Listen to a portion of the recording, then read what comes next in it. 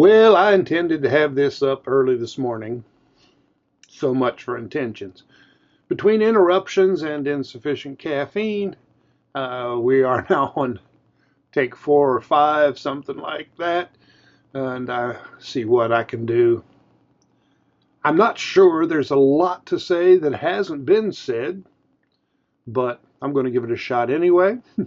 Be talking about injury updates, a look at what the game means overall, and keys and questions on offense and defense. And of course, a few particular players.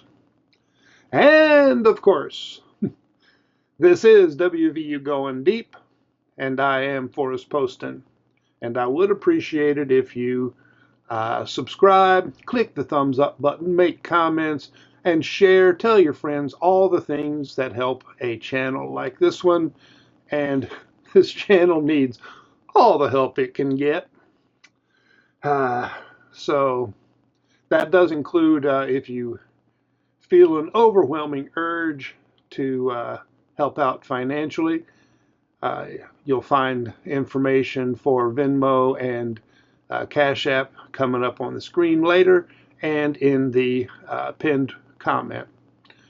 And I know it takes a little extra effort to do Venmo and Cash App, but they are the ones that actually send the money along essentially whole instead of taking out up to 30% the way some places do. And I thank those people who have already helped out.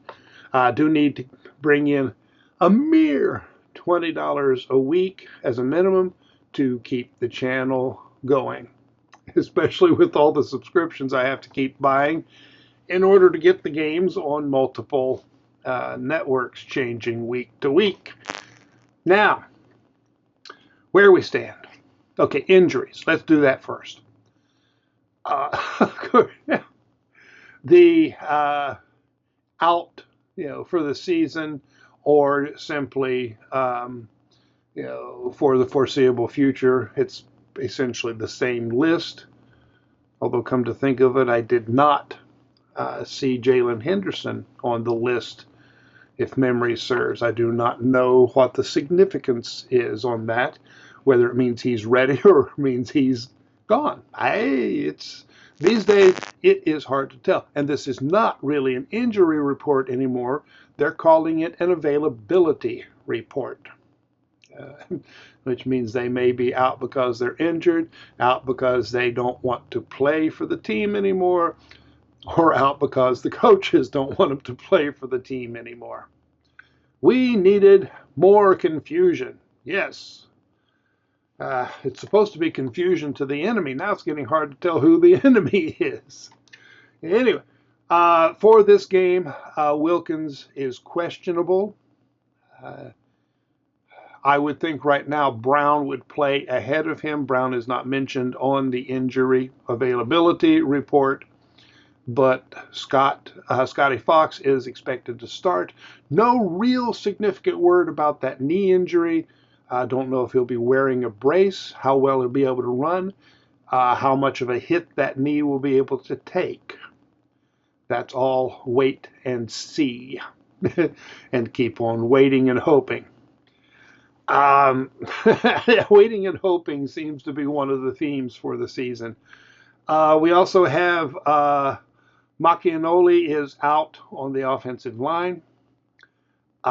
I thought I saw Crawford on the list earlier. I did not double check, but he's not on the list now, so I guess he will be playing. Ogbo is likely. Who will be playing in Macchianoli's place? I don't know. It's wait and see. It could be Carson Lee. They could move Bosley over from the right side to from the left side to the right. Ogbo could be back in there, or there's some thought that we might see Isosa. And I said on my defensive report that he might play next year when he's in his third year. I did not expect to see him this season. They might want to get a look, or it might just be chatter among fans and meaningless. Not all chatter among fans is meaningless, but this might be. And let's see. I think that covers it for the offense. On defense, Jordan Walker is out, so the defensive backfield is not full, but we do have, I think, plenty of guys to play there for this year. So, what does the game mean? Yeah, it's still meaningful, yes.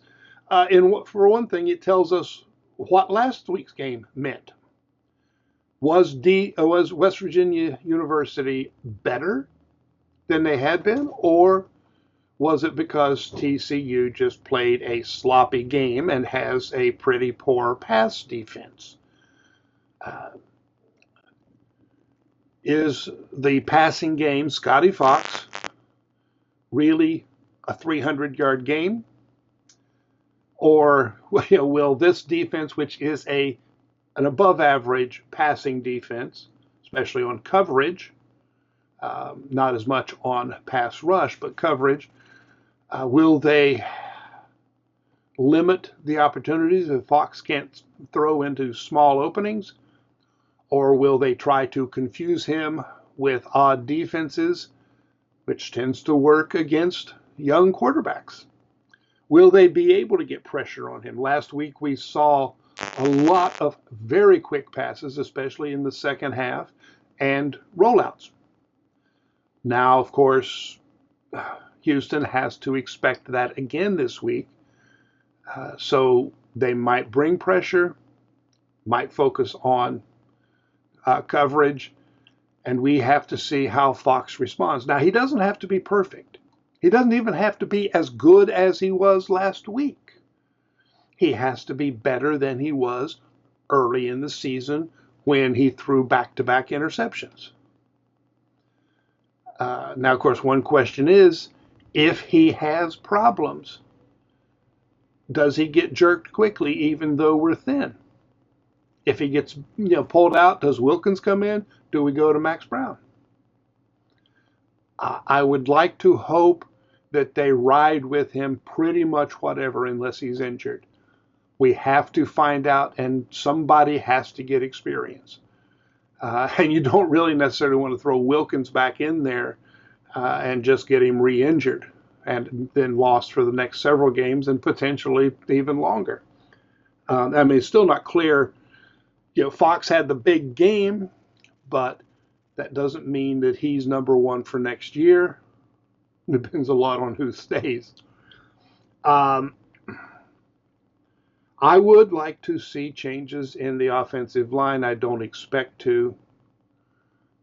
And that means I do not expect the running game to be worth squat this week. Yes, the line will open holes on certain plays. They've done that in every game.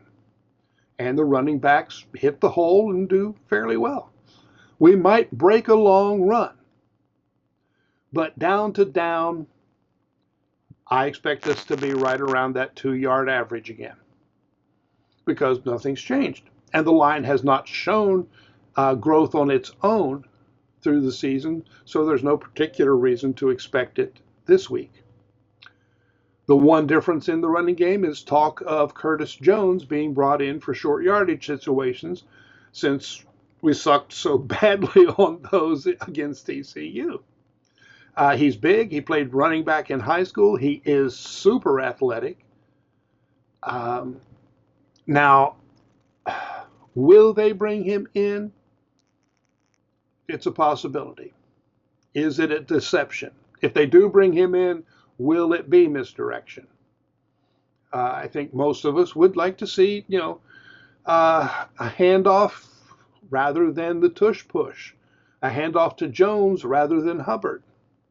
Nothing against Hubbard, but if there's no hole, you need somebody who can push the defenders or push the offensive line. We need somebody to push the offensive line. I do not expect Jones to play a big role, but if he comes in and either gets the first down or helps get the first down through blocking or deception, it still helps a lot, even if it's just a couple of times. Um, but so Fox and running game are the two big deals. And of course, offensive line is why the running game's a big deal. Fox is the one I'm curious about. Offensive line, three of the guys, or four if you count Carson Lee as the number one backup most of the time, aren't going to be back next year. So, you know, it doesn't matter that much what they do this year. It's not making a difference in the long run. On the defensive side, the defense was sharper, faster, played harder, missed fewer tackles. The long runs they gave up or runs after the catch weren't as much as before in terms of number or how many yards. And a number of times they did get key stops. At the same time, some of that was because TCU had so many penalties, especially on first down. They were just starting in a hole, allowed West Virginia to bring pressure, and it was harder for them to get. They're not really designed to get out of those holes, especially having to roll out. QB just wasn't good on the move. He wasn't as sharp as usual anyway. But my biggest question about the defense, I expect him to come out and play fast, play hard. But what happens if Houston gets up a quick 14 or 20 points? What happens if the team is down 20 at halftime? Does the defense keep playing hard, or do they just fold a little bit? Does the heart go out of them? That's what has happened in previous games, especially UCF. Last week, we didn't get to judge that because TCU's offense had opportunities to put up that early lead, and they didn't do it. Too many mistakes. If they had gotten up quickly, that might have changed the game tremendously in terms of how well the defense played. So we need to, I almost want Houston to get up, quickly, 14 points or so, just to see what happens. I think we kind of need to know that. I mean, it would be nice, hey, they get up a lot, defense keeps playing hard, and the offense finds a way to, get back into it. That's to a certain degree what happened with TCU, but TCU was never up big. Of course, it would also be good just to see them hold Houston to limited points and keep in the game. I don't expect West Virginia to win the game. I think Houston would have to play worse than TCU did, and that's unlikely. Houston is a better team, especially a better defensive team, possibly more rounded and more, disciplined on offense. I think the Houston offense could easily give West Virginia significant problems. And I don't think TCU took advantage of the problems that the defense has. Of course, some of this, well, it only matters this season because the entire defensive backfield will be gone for next season. So it doesn't tell us a lot about the future. The defense doesn't have a lot to build on. You like to, you want to have a good season every year, but you also want to have foundations to build on for the next year. And on defense, we don't have that in the backfield. There's, two or three players that we can guess, start and play well for the backfield next year. And that's not a lot to build on. We'll be hitting the portal pretty hard for the backfield. We just have to be careful. Have to do it better than this past year. That's flat out it. The recruiting in the portal has to be a lot better, and has to be a lot more focused on the whole program. It has to build for 2027, not just 2026. They did not build enough for 2026 when they were building for 2025. So I do want to see how the defense reacts to pressure. How much will it tell us about the defensive coaches? That's a big question. Right now, I mean, no limit on the number of coaches you can have. So you've got coaches, for everything. And that means, it increases the odds that you're going to have a bad coach. Now, it may limit how much influence the bad coach has. The assistant to the assistant to the assistant. Does it tell us anything about Zach Alley? That won't be clear. He may be a great coach and still can't build anything out of, a inherently flawed defense, flawed because of the portal recruiting. But again, it's wait and see. So it's a strange situation. We are kind of looking for next year. We don't know who's going to be here next year for in terms of the player. Well, anything, but mostly in terms of defensive players. I'd like to see him win. Yeah. I mean, I don't like Rodriguez. That doesn't mean I don't want the team to win. But it's going to be an interesting game that tells us more, hopefully, than the TCU game did, or confirms the TCU game one way or another. All right, guys, I'm kind of rambling now. I think I covered the key things. Yeah. I'll be up early tomorrow, just like everybody else. So thanks for watching. Please help out the channel if you've made it this far. And I'll talk to you sometime after the game. I probably won't do a live follow-up, but maybe I will. We'll see. Of course, nobody will be watching because you don't know it's coming. Okay. Oh gosh, I need breakfast. It's afternoon, and I probably should eat some breakfast. So I'm going to go take care of myself and the cats, and I'll talk to you guys later. So long.